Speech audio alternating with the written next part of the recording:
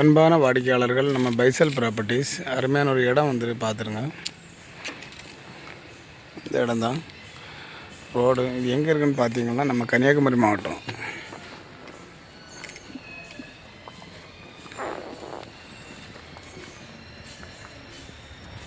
கன்னியாகுமரி மாவட்டத்தில் நம்ம Nagercoil to Colachel road, அம்மாண்டியோல பக்கத்தில் சாத்தாவளை. இந்த இடத்துக்கு பேர் என்ன? வைத்தியசாலையா?